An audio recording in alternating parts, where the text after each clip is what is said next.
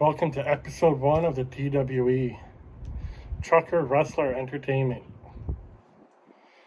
I'm going to give you the perspective of the unbiased, though WWE shill, blue collar perspective for sports entertainment and wrestling. To start off, no, I'm not a professional broadcaster, not a professional journalist. I'm just a fan. I'm 34 years old. I started watching wrestling around 89-ish. Well, that's my earliest memories. I remember renting video cassettes, VHS of WrestleMania 5, Survivor Series 1989, and then furthermore into, I remember vaguely memories of WrestleMania 7, WrestleMania 8, WrestleMania 9, and then started becoming more around Royal Rumble 1994. And that's where my fandom is, or at least starts majorly. Everybody likes to praise the Attitude Era. Well, unfortunately, my family didn't quite have cable all the time, and I didn't always catch it. Though I admit 1999 was a superlative year. I remember the Royal Rumble 1999. I also remember Judgment Day of 1998.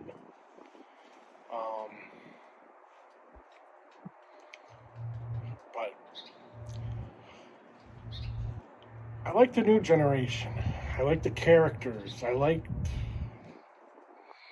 Bret Hart, the Diesels, the Doink the Clowns. I liked that WCW got Hulk Hogan, Macho Man. They had the Surfer Sting. I liked Hulk Hogan's WCW American Made. Whew, what a great electric guitar, rhythm, everything.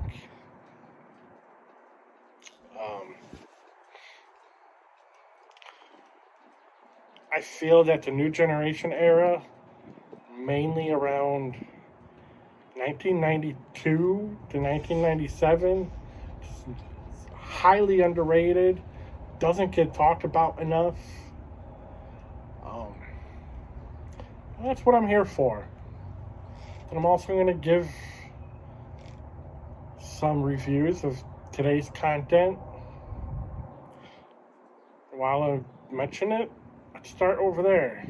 I feel today's WWE product has some similarities to the new generation era. It's PG. There's some attitude if you want to say it, but it's sports entertainment. It's character driven. They're telling storylines. It's regular sports entertainment wrestling.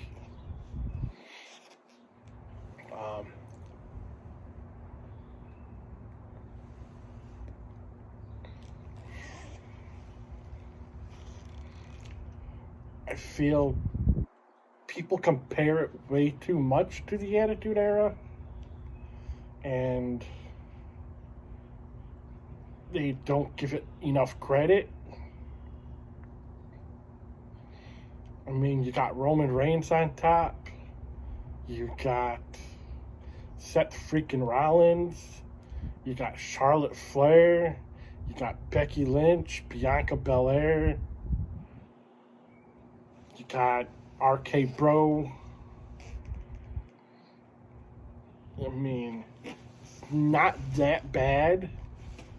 And then if you want to compare any storylines that they're boring or not drawn out or too short of quick matches or repeat matches, take a look at other sitcoms or soap operas. Like, let's say, Days of Our Lives. Look how long those stories are drawn out, and it feels like repeats and repeats.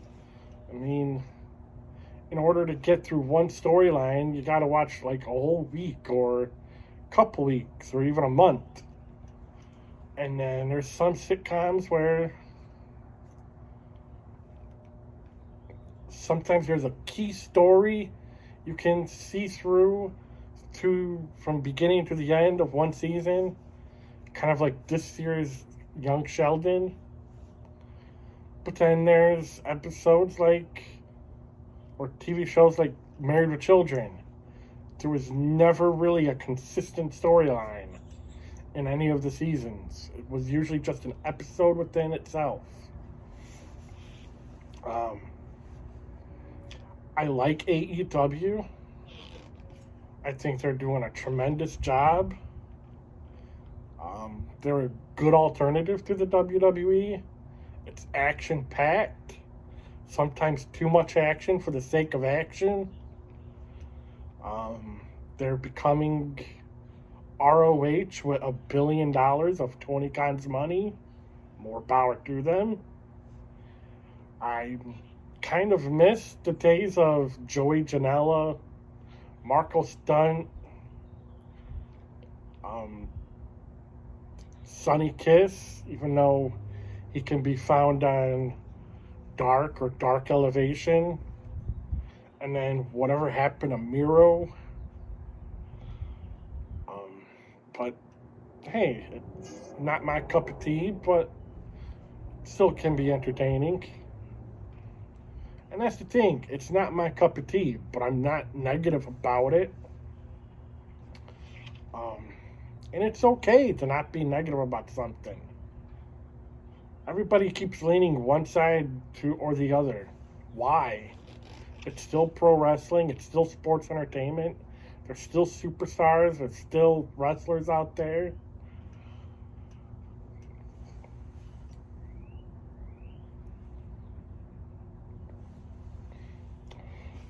I really enjoy Cody Rhodes coming back home. I feel he saw the writing on the wall with AEW, despite being an initial... I mean, he's one of the people who started the company. There's no one telling that he's not. So, I mean... But he saw the changes, and he figured he made himself a star, a huge star, from back the days of Dashing and Stardust.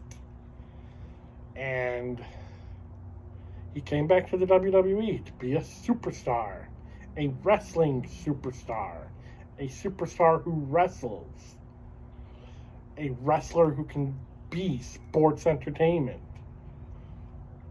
I mean, he has the big pyro, he has his theme song, he has his American Nightmare gimmick.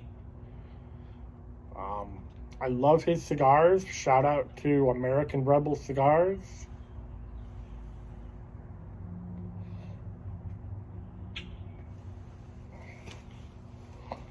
And one thing that I always wished when I was a kid was that wrestling and sports entertainment would get some mainstream news, and they get that with WrestleMania. They're getting it with all these news sites. Sometimes they like to spoil stuff that shouldn't be spoiled. Sometimes they're not completely news. It would be better if they would just give storyline progressions, injury updates. It's fine with contract updates, but when there was too much speculation on whether or not Cody was going to come to the WWE. I mean, you don't completely get that one way or the other in regular sports. or in entertainment. I mean, let it play out. But all's well that ends well. I do enjoy the content of Fightful Select. Shout out to Sean Ross Sapp. I enjoy What Culture WWE, even though they can be goofy sometimes, but it's entertaining, it's fun. They give their own perspective and their own spin on things. More power to them.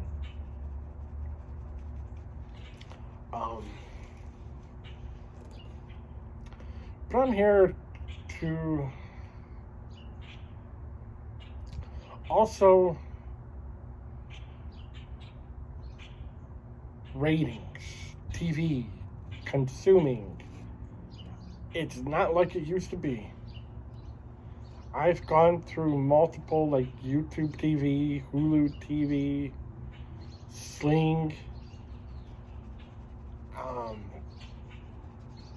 whether I switched off of that for whatever reasons, like they didn't have enough channels, the price is too much sometimes, or I have other ways of consuming television, especially on demand, and that's another way of consuming television. But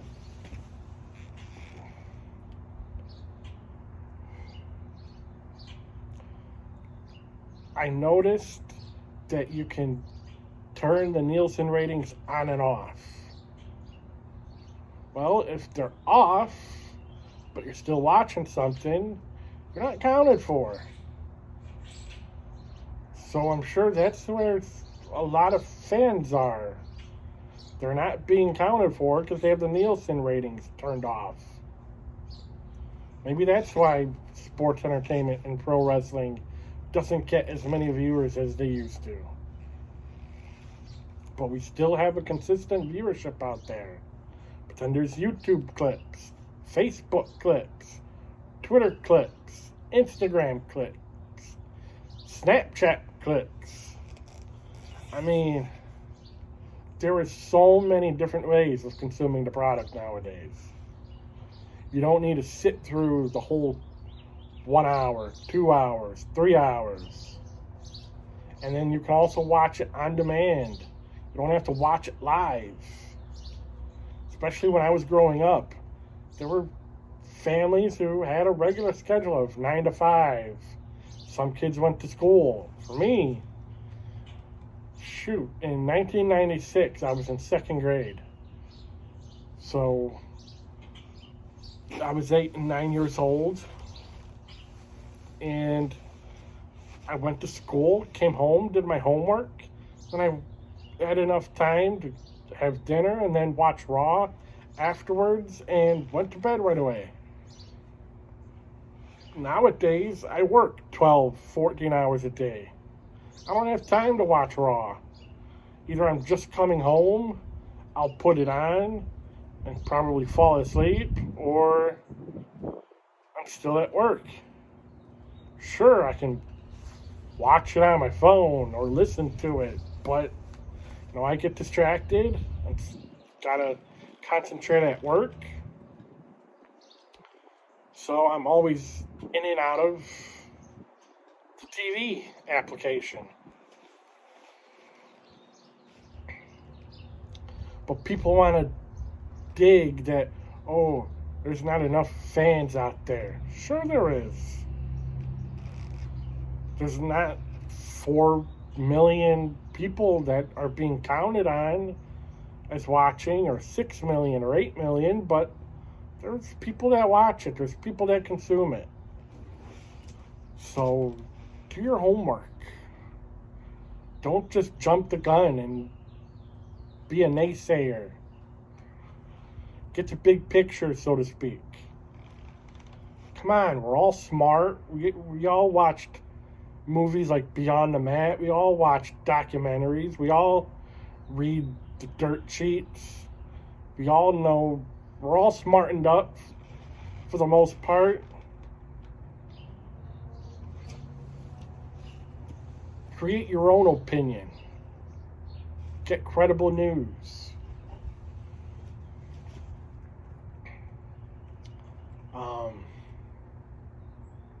Yeah, I'm just ranting in this episode, but it's a test run. I'll try to do a format, or I'll just shoot the shiznit. Smoking a cigar while I do it. I got my trucker headset, Bluetooth. No, I don't have professional equipment, but I'm not trying to portray that. I'm just a fan, man. I'm trying to give a different perspective. I'm trying something new. I'm putting myself out there. Let's see where this goes. Doesn't hurt to try.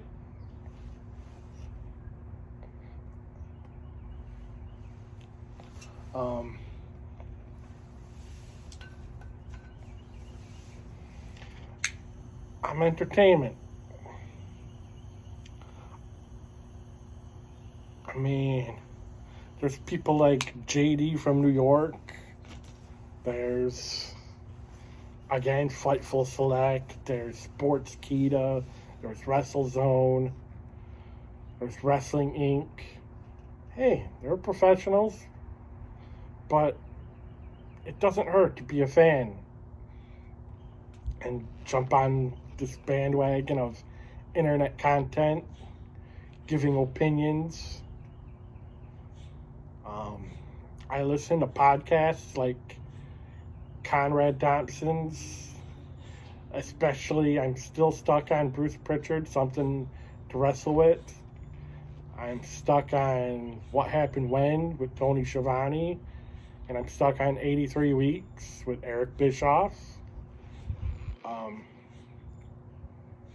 Boy, Conrad is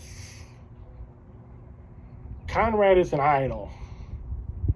I mean, to take those podcasts and turn it into the empire, and his subscription service, hey, he's a true businessman. I've tried to dabble into being a subscriber, but hey, I make only so much. I mean, I can only subscribe to so many things. And sometimes it's okay to listen to all those ads. Do it the old school way.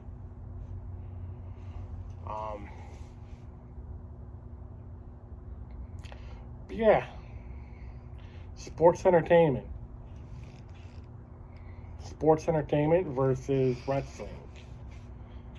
New generation versus attitude era. New generation similar to today. That's my opinion. I'm not gonna try to state anything as fact unless I give some sources where I heard it. But even then, I'm even gonna try and give sources of where I hear everything. I notice when news websites try to give scoops. Oh, my sources. Okay, what sources? Sources within the company, okay? I'm not a professional journalism, but when I was in school and I had to do a report, I had to give a bibliography, which means I had to give my sources of where I got quotes from, or where I did this, where I got that information. And I couldn't just be bland and said, my sources. But still entertaining, still informative. So, I also really love Busted Open. Shout out to Dave LaGreca. Shout out to Bully Ray, Tommy Dreamer, Mark Henry, Ryan McKinnell, Gabby.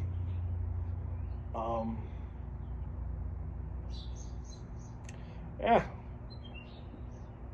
You can follow, you can subscribe, you can like. Let's just see where this goes.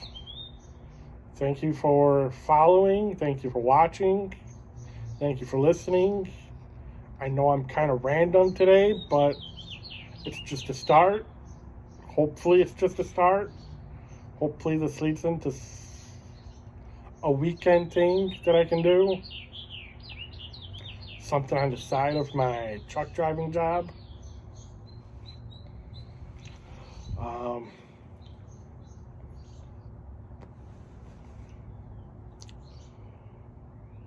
See you soon.